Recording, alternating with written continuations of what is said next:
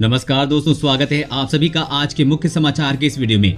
जी हां दोस्तों, मोदी सरकार की तरफ से बड़ी और महत्वपूर्ण खबर की अपडेट निकल कर आ रही है, जिसकी सटीक जानकारी हम आपको इस वीडियो में देंगे। बस आप इस वीडियो के साथ अंत तक बने रहें।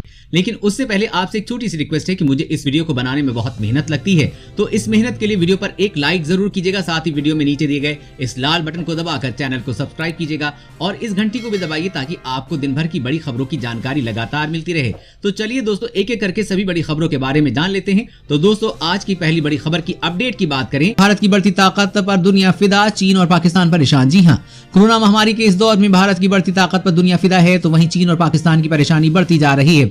इस ताजा रिपोर्ट के मुताबिक कोरोना के इस दौर में भारत ने पूरी दुनिया को मदद देकर एक विश्व लीडर की भूमिका निभाई है और भारत के इस कदम से दुनिया के कई देशों का आकर्षण भारत की ओर तेजी के साथ बढ़ रहा है। अमेरिका, फ्रांस, ऑस्ट्रेलिया और जापान की नजदीकियां भी भारत के साथ बढ़ी हैं, तो वहीं इजराइल और वियतनाम के साथ भी रिश्ते काफी मजबूत हुए हैं।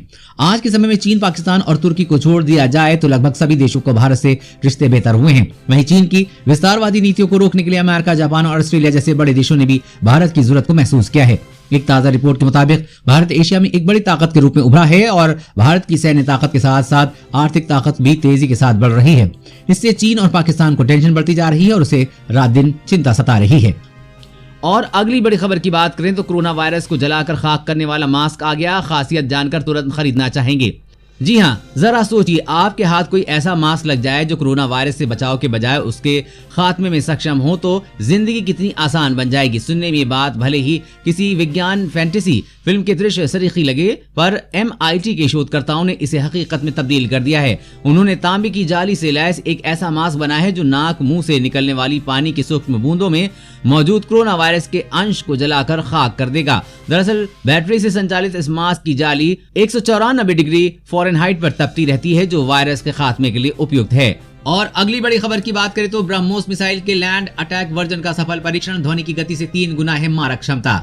जी हाँ, भारत ने सतह से सतह तक मार करने वाली सुपरसोनिक क्रूज मिसाइल ब्रह्मोस का सफल परीक्षण किया है। आधिकारिक सूत्रों ने ये जानकारी दी है। ये परीक्षण हथियार के इस नियोजित परीक्षणों की श्रृंखला के हिस्से के तहत किया गया है। उन्होंने कहा कि मिसाइल की सतह पर मार करने से सक्षम इस नए संस्करण की मारक क्षमता को कुल 290 किलोमीटर से बढ़ाकर 400 किलोमीटर तक किया गया है, लेकिन इसकी गति 2.8 मैक या ध्वनि की गति से लगभग 3 गुनी कायम रखी हुई है। एक आधिकारिक सूत्रों ने बताया है कि मिसाइल के लैंड अटैक यानी कि सतह से सतह पे मार करने वाले संस्करण का परीक्षण सुबह करीब 10 बजे अंडमान निकोबार द्वीप समूह में किया गया तथा ये एक सफल परीक्षण था। आधिकारिक सूत्रों के अनुसार अगले कुछ दिनों में भारतीय वायुसेना और भारतीय नौसेना द्वारा सुपरसोनिक क्रूज मिसाइल के अलग अलग संस्करण का परीक्षण किया जाना है। भारत ने पिछले 2.5 महीनों में रुद्रम 1 नामक विकिरण रोधी मिसाइल सहित कई मिसाइलों का परीक्षण किया है। रुद्रम को 2022 तक सेना में शामिल किए जाने की योजना है।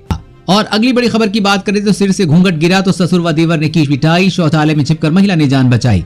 जी हाँ, रसोई में काम करने के दौरान सिर पर घूंघट न संभल पाना एक महिला को भारी पड़ गया। आरोप है कि घूंघट गिरते ही उसके ससुर ने गाली गलौज करते हुए पीटना शुरू कर दिया। शोर सुनकर आए देवर ने भी उसे बचाने की बजाय डंडे से पीटा। पीड़िता ने शौचालय में छिपकर अपनी जान बचाई। सूचना मिलते ही पुलिस मौके पर पहुंची और उसे अस्पताल ले गई। शिकायत के आधार पर थाना पुलिस ने केस दर्ज कर जांच शुरू कर दी है। हरिनगर निवासी संध्या ने बताया कि रसोई में काम करते वक्त उसका पल्लू सिर से सड़क गया। इस पर उसके ससुर महिपाल ने उसे डांटना शुरू कर दिया और गाली देने लगा। विरोध करने पर महिपाल ने मारपीट करनी शुरू कर दी। बाद में देवर अमित डंडा लेकर आया और उसने भी मारना शुरू कर दिया। आरोप है कि उसके ससुर अक्सर उसे दहेज कम लाने के लिए ताने देते थे। उसके पिता व भाई ने दहेज में बाइक दी थी, जबकि देवर को दहेज में कार लेनी थी। इससे महिला के ससुर नाखुश थे और अक्सर उसे ताने देते थे। इसी गुस्से में आकर उन्होंने वारदात को अंजाम दिया। पुलिस ने केस दर्ज कर जांच शुरू कर दी है। दोस्तों, ऐसे दहेज के लोभियों को क्या सजा मिलनी चाहिए, नीचे कमेंट करके जरूर बताइएगा। और अगली बड़ी खबर की बात करें तो LPG ग्राहक ध्यान दें, 1 हफ्ते बाद ऐसी होगी सिलेंडर की डिलीवरी।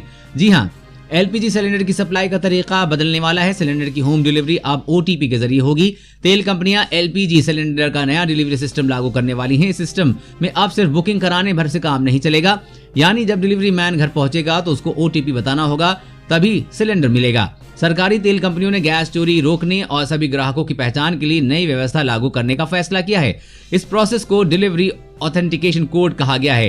तेल कंपनियां DAC को सबसे पहले 100 स्मार्ट शहरों में शुरू करेंगी। इसके लिए 2 शहरों में पायलट प्रोजेक्ट चल रहा है। सिलेंडर बुकिंग के बाद ग्राहक के रजिस्टर्ड मोबाइल नंबर पर कोड आता है। डिलीवरी पर्सन को कोड दिखाने के बाद ही सिलेंडर की डिलीवरी होगी। जब तक ये कोड नहीं बताएंगे तब तक डिलीवरी पूरी नहीं होगी और स्टेटस पेंडिंग में ही रहेगा। साथ ही आपको बता दें कि अगर आप गलत जानकारी देकर गैस सिलेंडर लेंगे तो आपकी गैस सिलेंडर की डिलीवरी बंद हो सकती है। 100 स्मार्ट शहरों में के बाद ये दूसरे शहरों में भी लागू होगा। ये सिस्टम कमर्शियल सिलेंडरों के लिए काम नहीं करेगा। और अगली बड़ी खबर की बात करते हैं, सर्दियों में वे लद्दाख से पीछे हटने के लिए तैयार नहीं। चीन सेना के लिए भेजा हजारों टन सामान। जी हां, भारत के साथ जारी शांति वार्ता के बीच चीन ने पूर्वी लद्दाख में भीषण ठंड के मद्देनजर अपने सैनिकों के लिए सैकड़ों ट्रकों में लादकर हजारों टन आवश्यक सामग्री की आपूर्ति की है। चीन ने आने वाले महीनों में इस इलाके में जमा देने वाली ठंड में ठीक पहले ये आपूर्ति की है। चीन के सरकारी टीवी चैनल ने बताया कि सैकड़ों की संख्या में विशाल ट्रक दिन रात सफर करके पूर्वी लद्दाख पहुंचे हैं। माना जा रहा है कि चीन ने पूरे ठंड भर इस इलाके में बने रहने की तैयारी की है। चीन और भारत के हजारों सैनिक इस इलाके में आमने सामने मौजूद हैं। चीन बातचीत की आड़ में एक बार फिर से भारत के साथ बड़े धोखे की तैयारी कर रहा है। चीन की सेना अपने कब्जे वाले अक्साई चीन इलाके में पिछले 30 दिनों से बड़े पैमाने पर सैनिकों को तैनात किया है और बहुत तेजी के साथ सड़कों का निर्माण कर रही है। यही नहीं, चीन ने पैंगोंग झील के फिंगर 6 और 8 को जोड़ने वाली रोड को भी चौड़ा किया है ताकि किसी युद्ध कार्रवाई की सूरत में बहुत तेजी से चीनी सेना को भारतीय मोर्चे के पास तक पहुंचाया जा सके। एक रिपोर्ट के मुताबिक चीनी सेना की इस कार्रवाई से स्पष्ट संकेत मिलता है कि वो अक्साई चीन में लंबे समय तक डटे रहने की तैयारी कर रहा है। और अगली बड़ी खबर की बात करें तो बड़ा ऐलान, आईपीएल 2022 में खेलेंगी 2 नई टीमें। बीसीसीआई ने दी 10 टीमों की मंजूरी। जी हां, इंडियन प्रीमियर लीग के फैंस के लिए बड़ी खबर है। आईपीएल में अब 2 और नई टीमें नजर आने वाली हैं। बीसीसीआई ने अहमदाबाद में हुई बीसीसीआई एजीएम में 2 और नई टीमों को मंजूरी दे दी है। बीसीसीआई ने फैसला किया है कि साल 2022 में आईपीएल 10 टीमों का टूर्नामेंट होगा। फिलहाल आईपीएल में 8 टीमें हिस्सा लेती हैं। बता दें कि पहले कयास लगाए जा रहे थे कि आईपीएल 2021 से ही 2 टीमें बढ़ाई जा सकती हैं, लेकिन इस साल मेगा ऑक्शन भी होना है जिसकी वजह से 10 टीमों को 2022 में खिलाया जाएगा। आईपीएल की 2 नई टीमों के मालिक कौन होंगे, ये सवाल सभी के लिए काफी दिलचस्प है। खबरों के मुताबिक आईपीएल टीम खरीदने की रेस में अडानी ग्रुप और संजीव गोयनका आगे रहेंगे। आईपीएल में एक टीम अहमदाबाद की हो सकती है जिसे खरीदने की मंशा अडानी ग्रुप पहले ही जाहिर कर चुका है। अब तो अहमदाबाद में दुनिया का सबसे बड़ा क्रिकेट स्टेडियम भी बन चुका है। और अगली बड़ी खबर की बात करें तो लव जिहाद के खिलाफ अध्यादेश लाई योगी सरकार, सजा के साथ देना होगा 25,000 जुर्माना। जी हां, उत्तर प्रदेश मंत्रिमंडल ने तथाकथित लव जिहाद की घटनाओं को रोकने के लिए एक अध्यादेश को मंजूरी दी है। इसके तहत विवाह के लिए छल कपट, प्रलोभन या बलपूर्वक धर्म परिवर्तन कराए जाने पर अधिकतम 10 वर्ष की सजा और जुर्माने का प्रावधान है। मंत्री योगी आदित्यनाथ की अध्यक्षता में हुई राज्य मंत्रिमंडल की बैठक में अध्यादेश 2020 को मंजूरी दी गई है। इसके अलावा मंत्री ने बताया कि इस अध्यादेश के तहत ऐसे धर्म परिवर्तनों को अपराध की श्रेणी में लाया जाएगा जो छल कपट, प्रलोभन, बलपूर्वक या गलत तरीके से प्रभाव डालकर विवाह या किसी कपट रीति से एक धर्म से दूसरे धर्म में लाने के लिए किया जा रहा है। उन्होंने बताया कि इसे गैर जमानती अपराध की श्रेणी में रखने और उससे संबंधित मुकदमे को प्रथम श्रेणी मजिस्ट्रेट की न्यायालय में विचारणीय बनाए जाने का प्रावधान किया जा रहा है। और अगली बड़ी खबर की बात करें तो अफगानिस्तान में चीन के आतंकी मंसूबों का भंडाफोड़, हिरासत में 10 जासूस। जी हां, पाकिस्तान का सदाबहार दोस्त चीन दुनिया भर में आतंकी घटनाओं को अंजाम देने की फिराक में है। इसकी पुष्टि अफगानिस्तान की राजधानी काबुल से गिरफ्तार हुए 10 चीनी जासूसों ने की है। यहाँ एक चीनी मॉड्यूल का भंडाफोड़ हुआ है जो आतंकी सेल का संचालन कर रहा था। ये जानकारी पश्चिमी एशियाई देश के राजनयिकों और सुरक्षा अधिकारियों ने दी है।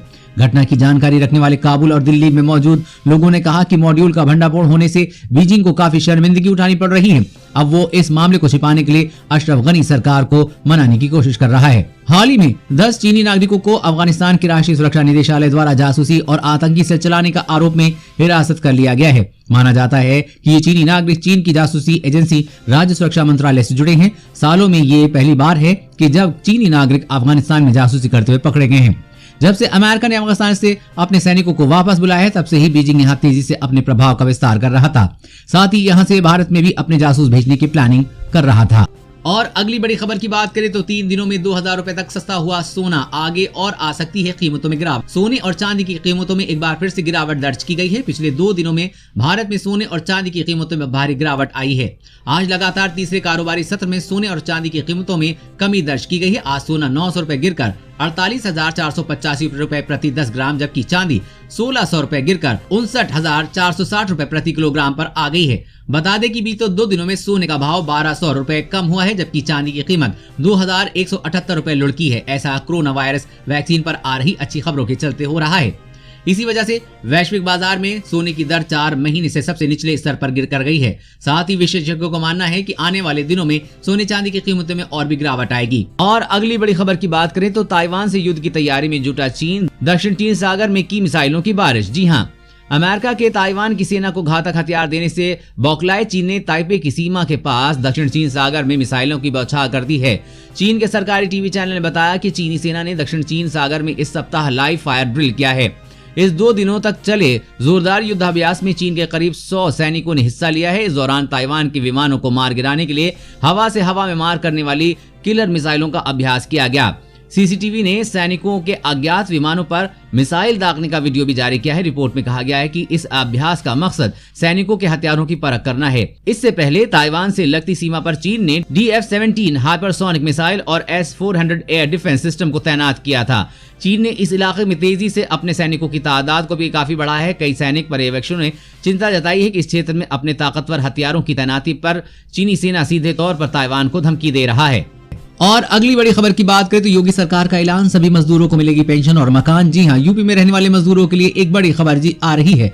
मिली जानकारी के मुताबिक योगी सरकार ने ऐलान किया है कि मनरेगा में काम करने वाले मजदूरों को कई तरह के लाभ दिए जाएंगे। इससे इनके जीवन की परेशानियां दूर हो जाएंगी। खबर के मुताबिक न्यूनतम 90 दिन मनरेगा में काम करने वाले मजदूरों को आवास, शौचालय, पेंशन, चिकित्सा जैसी सुविधाएं मिलेंगी। इसको लेकर तैयारी शुरू कर दी गई है। बहुत जल्द इन मजदूरों को सरकार के इसका लाभ मिलना शुरू हो जाएगा। बता दें कि इसके लिए कर्मचारी कल्याण बोर्ड ने अपर आयुक्त से सभी मजदूरों की पूरी सूची मांगी है ताकि बहुत जल्द इसकी प्रक्रिया पूरी की जा सके।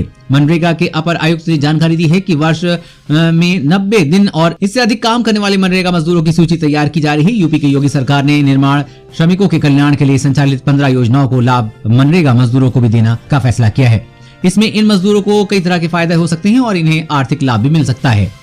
दोस्तों, आज की खबरों में बस इतना ही। इसी तरह हर रोज काम की खबरें जानने के लिए आप हमेशा हमारे साथ जुड़े रहें। हमारे साथ जुड़ने के लिए वीडियो के नीचे दिए गए इस लाल बटन को दबाइए और साथ ही इस घंटी को भी दबाइए ताकि आपको हर खबर की सटीक जानकारी मिल सके। जय हिंद।